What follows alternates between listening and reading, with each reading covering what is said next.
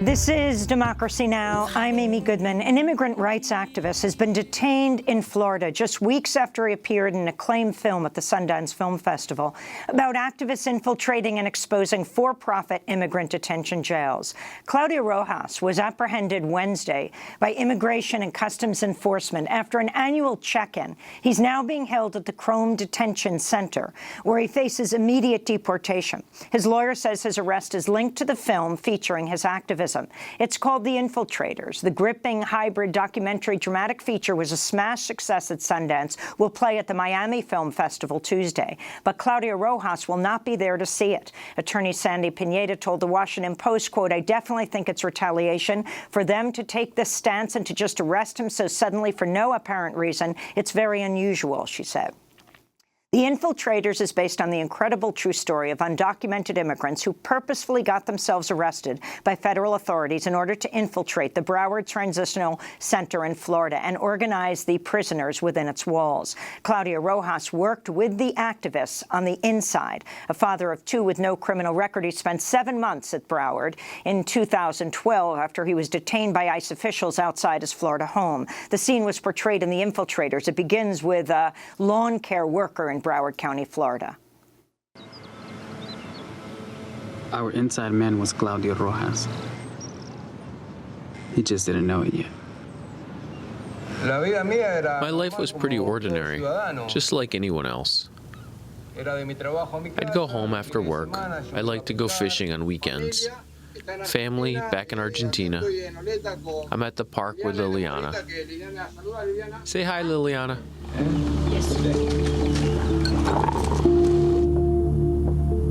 It was a Friday morning. I woke up at 7:30 in the morning to take out the trash. I went out wearing only shorts. At the end of that clip, we see an actor playing Claudia Rojas being ambushed by ICE officers as he takes out the trash. The Infiltrators, directed by Cristina Ibarra and Alex Rivera, features Viridiana Martinez and Marco Saavedra, young dreamers who were brought to the United States as children. As organizers with the National Immigrant Youth Alliance, Viri and Marco enter the Broward Transitional Center in 2012 and went undercover to expose conditions at the detention center and help immigrants fight deportations. They worked with activists on the outside, including Mohammed Abdullahi, a young gay undocumented Iranian immigrant.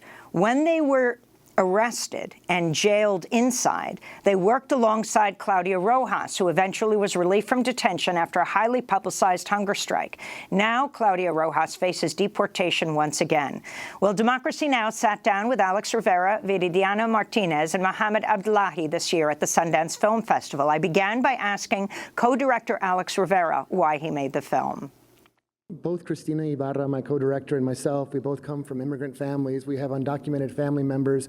And when we decided to become filmmakers, we sort of dove into border issues and immigration issues as a kind of lifelong commitment, really. I've been making work sort of in and around the question of immigration for about 20 years. But in 2010, we saw something that we'd never seen before, which was undocumented immigrants risking deportation as part of an act of political protest, doing sit-ins, blocking roads, sitting in John McCain's office, and risking deportation to sort of force a decision on behalf of the government about their status. And it was a disturbing thing to see in the news. It was shocking.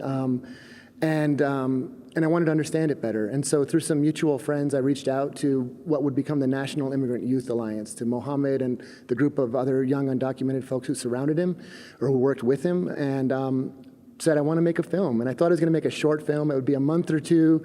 And every time I tried to edit the film, they went and did something more interesting, more radical. And so I had to stop editing, and Cristina and I just started to kind of film and try to wrestle with what was unfolding in this moment of great activism and sort of experimentation. Now, what's interesting is you didn't make a documentary here. Right. So talk about that choice. Sure. So I filmed with the National Immigrant Youth Alliance for about 2 years. And then after that cycle of action, after they sort of, after DACA was passed and the movement kind of settled down a little bit, we look back at the footage, and this one part of the story, which was the infiltration of the Broward Detention Center, seemed like the story that had a really fantastic kind of beginning, middle, and end. And by focusing on that one story, you could see a lot of other dynamics, a lot of other histories, a lot of other problems. And so the only problem with that, though, was that we only were able to film half of the story, meaning that we were with this activist group that was sending undocumented folks into the detention center, but once they went in, they disappeared. They disappeared from our camera, and they disappeared from their friends on the outside. And so how do you tell a story in which you can only see half of it in this visual medium? And so our solution was to work in a kind of hybrid form, where on the outside of the detention center, we're with the real people going through this real action in real time. But then when they go into the detention center, we turn them into actors. And we use wardrobe, hair, makeup, casting to try to make a kind of continuity, so you know, as a viewer, you know who you're following, but you also see there's a little difference. And so the characters go into this kind of suspended place. They're suspended in the detention center and also suspended in this sort of format of fiction. And so the two forms— As you call it, the black box. They're entering the black box. They enter the black box, and you feel it texturally in the film itself, that they're in this other landscape. But then in detention, they sometimes pick up the phone and call out to the documentary layer. And so both Christina and I, it's important to us as filmmakers to try to tell stories that are urgent, tell stories that are relevant to the political moment we're living in, but also to play with the form and invite an audience in to see a film that's as weird formally and as adventurous in its form as the activists were in their actions. I'm secretly hoping that after you get your awards here at Sundance, that you turn this film into, it's kind of an immigrant version of Orange is the New Black, but we'll talk about that later.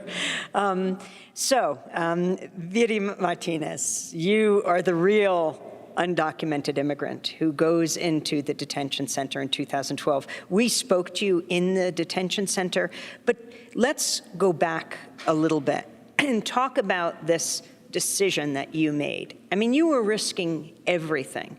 Talk about your life here, where you were born, and why you would voluntarily try to get yourself arrested or detained so that you're taken into a center that could lead to your deportation. Yeah, well, I was born in Mexico, and I was brought here to the U.S. when I was 7 years old.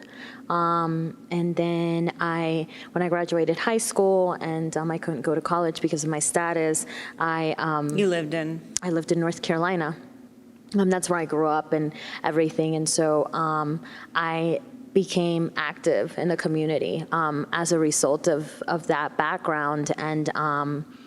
And I started an immigrant youth-led organization in North Carolina. And then we started working on deportation cases. And by working cases, I mean, we would hear that our friends were getting deported, lots of dreamers at the time, youth that had been brought here as children and couldn't, were undocumented. And when did you come out as undocumented? I was out publicly? 2009 was when I first came out. That was like 10 years ago, so I was like 22. Yeah. Were you scared? Where did you make your pronouncement? Yes, it was at this rally, actually, where somebody, I had told people my story in like settings, like private settings, but never like publicly, until we were at this rally, somebody had heard my story and they handed me a mic and they said, Viri, talk. And so I started talking about who I was and being undocumented, and that was the first time that I came out. Were you afraid? Was ICE there? ICE wasn't there, but the police was there, and I was definitely afraid, but I was willing to face that fear because living in the shadows was no longer an option for me. So you became an activist. Yes. And talk about what you decided to do in 2012. And let's be clear, this isn't under Trump. This is under President Obama. Yes, thank you, Amy, for clarifying that. Yeah, I decided to turn myself in and be a part of this action. When I learned that there was a women's section, Marco let us know that, and we had been, like I was explaining, we had been working with people who were facing deportation for several years at that point, and we knew that we had the ability to stop our deportation. And so even though it was a risk, I was willing to take that risk because I knew that we had the power to get me out if things went south. Let's go right now to Marco, who was the first of the undocumented immigrants to turn himself in at the Broward Detention Center. He came on Democracy Now! Afterwards and talked about how tough this decision was and what happened. What we found and what we've developed since we started this campaign, and I was in the center for about 23 days, was many detainees who, as you said, qualify as low priority for deportation, including the case of Claudia Rojas, who is an Argentinian father and is now on his 17th day of his hunger strike because as an expression of his faith, but also as a statement saying that the worst has already happened to me, being separated from my family for the past 6 months, and using his body as a sacrifice, or as an example of the sacrifice that he's already endured. He's willing to do that, and because of that was separated from and was taken from Broward Transitional Center to Chrome Detention Facility in order to be removed from the other detainees that were also beginning to organize as he had begun. But what was his story? Why is he one of the people who would be released under Obama's program? Under the prosecutorial discretion memo, correct, as outlined in the summer of 2011, he would be a perfect candidate. He was in removal proceedings about 2 years ago when he was detained with his son after kind of a minor traffic infraction. They were trying to enter a port and they didn't have valid identification, and so they were both in detention for 3 months, and his son is DREAM Act eligible, Emiliano Rojas, and so his case was dropped. But Claudio's received 120 days to leave the country and disobeyed it because he'd rather choose to stay with his family and provide for them, and so receiving a deportation order and not obeying it, now that's the biggest thing that is really hurting his campaign for his release. So that's Marco describing on Democracy Now!, who is featured in this film, both the reenactment of when he went inside with an actor and also himself when he gets out. Viadi, describe what happened to you. You go into where did you go? Yeah, so my first attempt was at the Customs and Border Patrol office where Marco was able to turn himself in, and I was unsuccessful. The second attempt— What did you say? I said, I think the reason that I was unsuccessful is because I was dressed very nicely. I had a nice summer dress and I had makeup on, and so I just said, I think I said I want to turn myself in, but I tried to do broken English that really sounded like I was playing around because I didn't prepare. I didn't think it was going to be that difficult. And when the officer gave me this look what are you doing here? What do you want? And then he called another officer, and that's when I realized, this isn't working. I'm just gonna go. Yeah, because he said, I saw you get out of the car. Who dropped you off? And so, yeah. So at that point, I just said, okay, this is the wrong place. I'm gonna go. Bye. And then we had to try again later. But in order to try again, we actually played through the role of and even I dressed differently to fit what a day laborer looks like, and sound like that. I mean, I spoke only Spanish, and then I basically had to beg. And where did you turn yourself in then? I turned myself in successfully the second time. It was at a the Fort Lauderdale port of entry. And what did you say? I'm not documented? I was crying. I said that my husband had been deported, that I had been fired, that I had no job, and that I just wanted to go, and that I had nothing left here. And I just cried. And they didn't want to take me. They said, are you sure that you can probably do more for your family if you stay here? We can find you help. And I said, no, I don't want to be here. Please just take me. I had to beg them and cry. And you said you're undocumented? Yes. Wouldn't that be enough for them to take you? That's what you would think, right? Yeah. For all the people who are trying not to get deported, to Right. beg and say you're undocumented, but they ultimately took you. Right, they ultimately handcuffed did. Yes, yes. I wasn't handcuffed at that moment. I was actually, I think they were still trying to figure out like what to do and why I was begging to be deported. They transferred me to the Customs and Border Patrol facility. There they processed me again, where they pulled up actually some of my records of being arrested and other like actions, other protesting stuff. But I was able to get around that by like saying other stuff.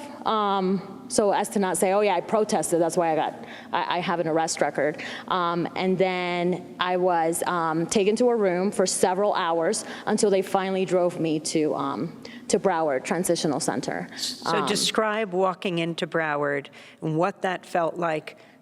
You were put in an orange jumpsuit? It wasn't an orange jumpsuit that I was put in. It was actually a gray, just gray, it's like sweatpants and like sweatshirt. And it took hours for me to be processed. I mean, when I finally made it into my room in Broward, it was like 5 a.m. I turned myself in at 7 p.m. So it took hours for me to finally So describe the get up there. detention center, who you were placed with, and then how you started to come out to, this was a women's part, Yes, a yes. women's facility. Yes. Broward has both men and women, but you're divided. Yes, Broward has way less women than men. There's only like up to 100 women, and there's like 600 men. So the women's area is very it's very secluded. It's one hallway with lots of rooms. I actually ended up in the same room as Maria.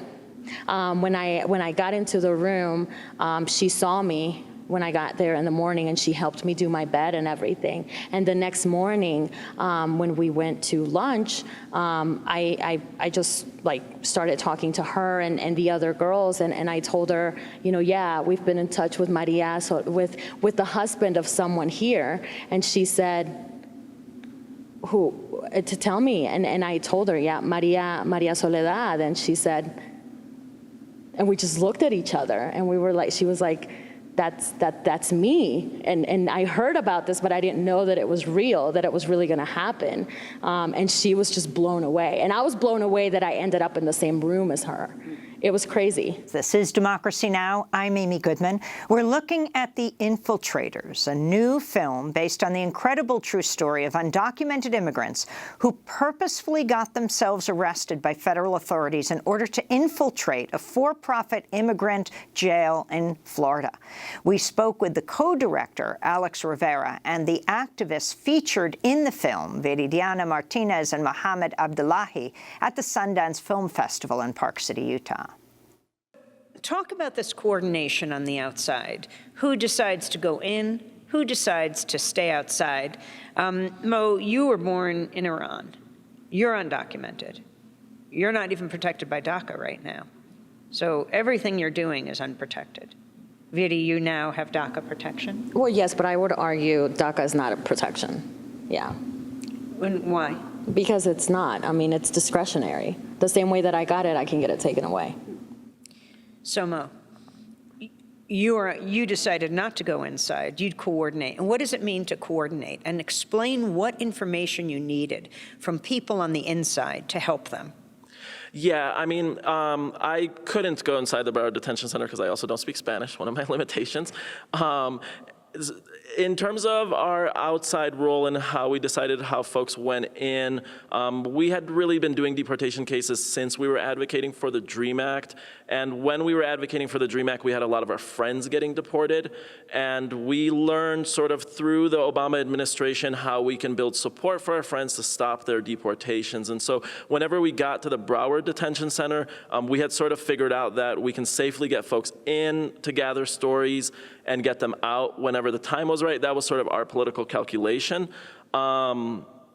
The goal of Broward was, this came right after DACA. That was like the important thing for us. When DACA was announced, the folks from the National Immigrant Youth Alliance, we were occupying Obama's campaign offices. We were still sitting in offices the day after the announcement, sort of trying to tell the world that there are going to be Dreamers getting deported. This policy is not going to be executed fully. And we sort of found our voices going into the void.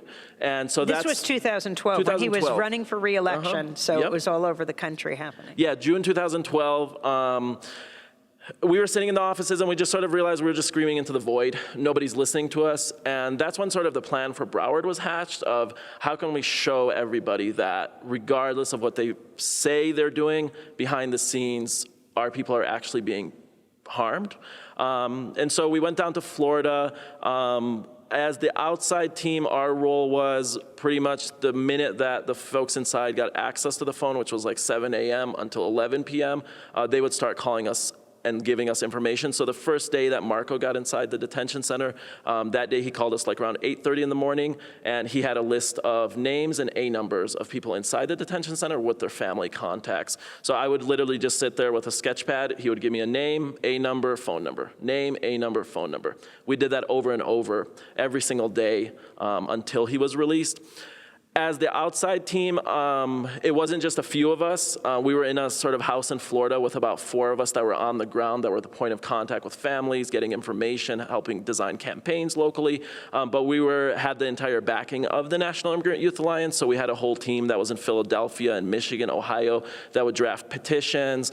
We had another group of folks that were all law students that would draft legal filings. Now the key was, and Viri, in the film, Marco is usually doing this, but getting these prisoners to sign away their privacy rights so people could learn about their case. Did you also do that with the women?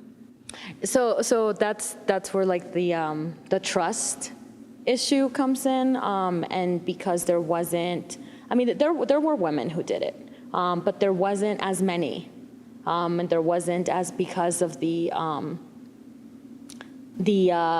mistrust and what if this gets me deported? And what is the goal, though? If they sign away their privacy rights, how does that help them get out? Because that's the only way that congressional offices agree to inquire with DHS, with Department of Homeland Security, ICE, about the status of their cases. And Alex, is it true the way it all happened? I mean, you had Marco inside and he was getting all these documents. Somehow ICE caught on, and the GEO group, which runs the prison, we'll talk about that in a minute, that he was handing papers to someone in the visiting room. So they said no longer could they hand papers to each other. Is that how it went? Yeah, that's right. I mean, the film is kind of a hybrid in between documentary and fiction. And in the fictional world, we sometimes synthesize and condense things. The sort of big shape of the story is based entirely on the truth. And so one of the threads in the story, it's kind of, as directors, we tried to amplify kind of a heist element to it. We sometimes called it the Ocean's 11 of immigration. We wanted to make a film that would bring in a new kind of audience for this type of a story. So you have Mo dropping these envelopes of privacy waivers into the garbage, and some other immigrant who was pushing the garbage along would go drop it onto the floor, and the guy pushing the broom would go into the detention waiting room, pushing this broom with papers under it, and then the immigrant activists in the waiting room would pick up the document and drop other documents so that others could sign, and it would go like that. And that's the essence of the truth, that basically these privacy waivers were an essential part of the campaign to basically turn the detention center inside out. The detention center is designed to disappear people, to make them invisible, and when they sign away their privacy rights, which sounds vulnerable, it sounds risky, but it actually is part of empowerment, letting the inside be seen by journalists and by politicians. So these papers going in and out quickly were essential to the campaign. And so as storytellers, we tried to kind of amplify that element of it. And Mo, how many people were you able to document inside? We had 350 folks that we were in direct contact with by the end of that 3 weeks, and we had missed probably a good 200-300 phone calls. We had about 150 active campaigns that we were directly working on, and there was about 120 folks that we saw get out on discretion. The moments when you would call a family member on the outside were so touching, so beautiful. You talked about how important that was just to you to keep going, but describe that. Yeah, I mean, For us, like the thought that we constantly had going in our minds as we were working on this project is, how can the system be so broken that the best hope these people have is a group of undocumented youth, have not gone to college, we're not licensed attorneys, we're not anything, and we are somehow the best hope people have. And so it was very sort of re-energizing for us to connect with other undocumented people and have them see through our actions and our working together that as undocumented folks, we can empower one another and really achieve these things. And that's what those happy moments really meant for us. Okay, let's talk about the uprising in the Courtyard. Marco is taken. Everyone is afraid he's going to be deported. Yep. And then this chant goes up, libertad, freedom, freedom. And everyone who had been very afraid and quiet suddenly is chanting. Yes. Yes, I mean, I remember hearing it when I was finally taken downstairs again and put in a room, and they said, you need to change out. And I said, where's my phone? And they're like, we're not giving you that until, and I'm like, the whole time, I'm trying to get my phone because I just wanted to document stuff, but they wouldn't give it to me. So anyways, so then I start hearing, when they stick me in this room and I'm like, where's Marco? And then I start hearing the chanting and I'm like, oh God, what's going on? It was like something out of a movie. It was meanwhile, intense. you're converging, Mo, you and the other undocumented activists and others, your allies, are converging on the outside of the jail, of the detention center, as the inside people are shouting libertad, freedom, freedom? Yeah, I mean, we were, by the point VD and Marco were ready to get out of the detention center, we felt like we had made our point to every single guard, ICE official, et cetera, that existed in Florida, that we will go to no lengths to help our families. And yeah, so we went there to pick up. You would go to all lengths? We would go to all lengths and any lengths. I mean, I think for me, the real undercurrent of this action at Broward was that we wanted to send a message to the ICE officers, Border Patrol, every single time you detain somebody. Could they be an infiltrator? We don't know. And so that's really what we wanted to get across, is to get them to second guess every single action they have. I think there's, like for the media, for example, when we went public that VD Diana was inside and Marco was inside, we were very intentional that every single room inside of that detention center had a TV because they wanted people to just be like zombies looking at the TV.